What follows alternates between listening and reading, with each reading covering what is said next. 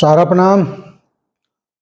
सहारा से जुड़े हुए समस्त कर्तव्योगी साथियों का और सहारा से जुड़े तमाम निवेशकर्तागण का एक बार फिर से स्पेशल एपिसोड में आपका हार्दिक अभिनंदन, स्वागत है। दोस्तों, काफ़ी साथियों के मैसेज और फ़ोन इस पीरियड में आए हैं कि आज की डेट जो लगा था पिनिक-पानी मोहंती और सुप्रीम कोर्ट में, उसके बारे में कोई अपडेट है कि नहीं, क्योंकि बहुत सारी आशाएं हमारे कार्यकर्ताओं को इस संबंध में हैं कि पोर्टल से कुछ जो दिशा निर्देश माननीय सुप्रीम कोर्ट के हैं वो किस प्रकार से होंगे और आगे की रणनीति क्या होगी और आगे किस प्रकार से हम लोगों का भुगतान होगा। इस संबंध में ये कहना है कि आज लगभग जो कोर्ट का सुनवाई था वो ज़्यादा देर नहीं चला है और कुछ खास डिमांड करते हुए सुप्रीम कोर्ट ने CRCS को निर्देश दिए हैं कि वो 18 तारीख को फिर से उपस्थित हो, जिसकी सुप्रीम कोर्ट को ज़रूरत है, क्योंकि सुनने में आया है कि 5,000 करोड़ रुपए और मांगने का डिमांड था, लेकिन उसको माना नहीं गया है। शायद सुप्रीम कोर्ट ने पूरा का पूरा डाटा जो डिमांड का है वो मांगा गया है और ऐसा भी हो सकता है 18 तारीख को जब वो डाटा प्रेषित करे तो जितना भी बैलेंस है वो पूरा का पूरा अमाउंट भी जारी किया जा सकता है। साथ ही साथ ऐसा भी उम्मीद किया जा रहा है कि सुप्रीम कोर्ट ने आज ज़्यादा तो कुछ टिप्पणियां नहीं किया है और न ही किसी के बारे में सुना है, तो जब अगली बार सुप्रीम कोर्ट इस संबंध में सुनवाई करेगा तो सहारा के पक्ष को भी जरूर सुनेगा, क्योंकि 5,000 करोड़ रुपए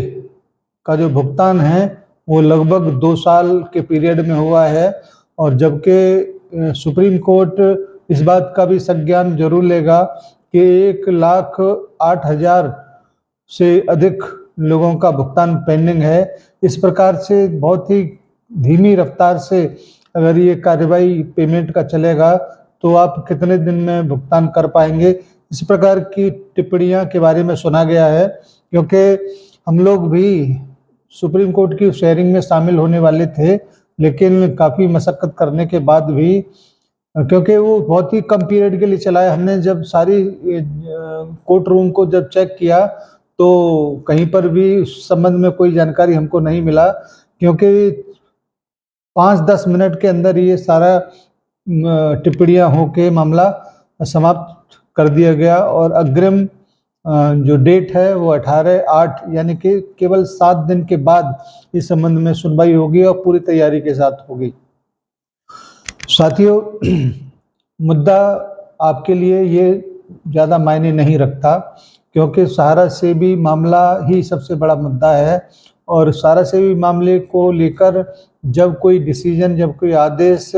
आएगा तभी आपको बेहतर राहत मिलेगा।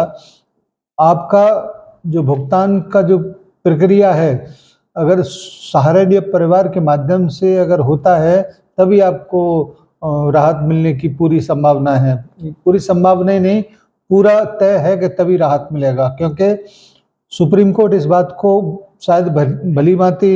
अब समझ चुका है कि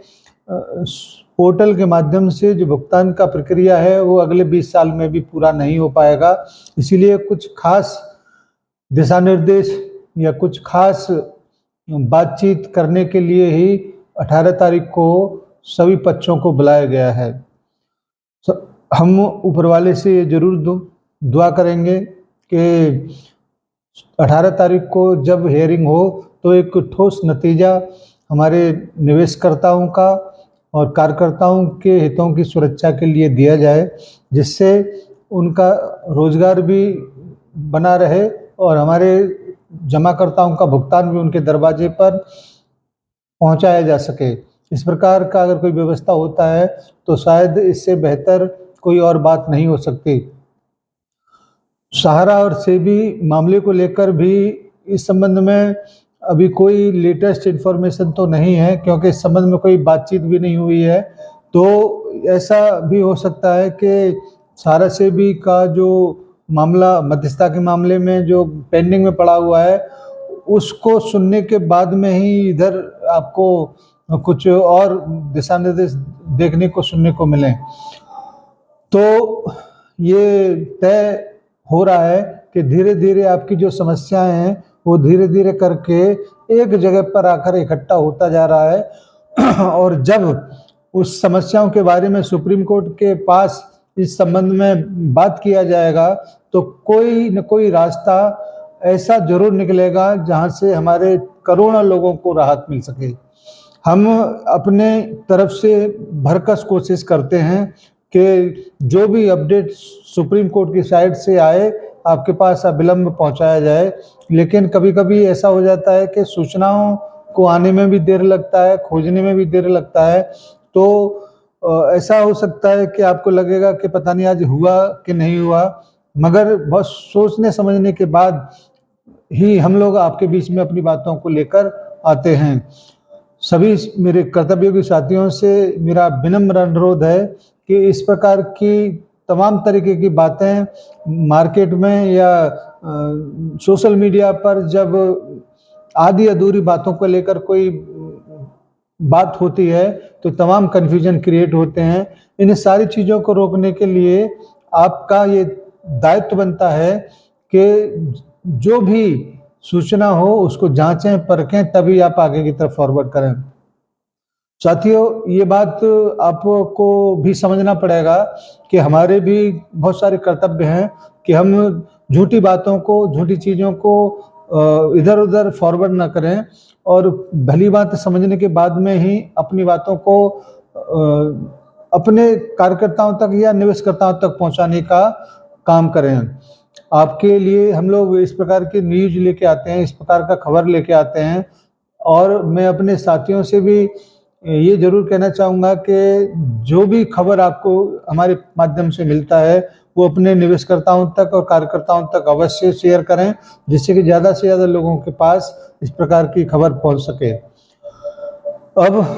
18 तारीख का वेट करते हैं और 18 तारीख के बाद शाम के टाइम पर जो भी सूचना होगा हम आपके बीच में जरूर लेके आएंगे और इस बीच में कोई और खबर अगर आती है तो उसको लेकर भी जरूर आएंगे। हमारा उद्देश्य केवल यही है कि जितनी भी सूचनाएं आपके पास हम लोग पहुंचा सकते हैं उसका एक सशक्त माध्यम यथार्थ है। और अगर आपने यथार्थ को सब्सक्राइब नहीं किया है तो कर लें, जिससे कि आने वाली महत्वपूर्ण सूचनाओं के नोटिफिकेशन आपके पास तक पहुंच जाए। उद्देश्य पवित्र है तो निश्चित रूप से मंजिल मिलेगी। सारण्य परिवार की ओर से जो भी सूचनाएं हम लोगों के पास पहुंचती हैं वो सूचनाओं को भी हम लोग आपके पास तक पहुंचाने का काम अवश्य करेंगे। धन्यवाद आज के छोटे से अपडेट के लिए। मुझे उम्मीद है कि आप अपने जमाकर्ताओं तक, कार्यकर्ताओं तक इस सूचना को जरूर पहुंचाएंगे कि आज का जो हियरिंग था वो छोटे से पीरियड का था, काफ़ी सारे निर्देश दिए गए हैं सीआरसीएस को और हो सकता है कि 18 तारीख को उसका परिणाम आ जाए। धन्यवाद सभी को, सादर सारा प्रणाम। जय हिंद।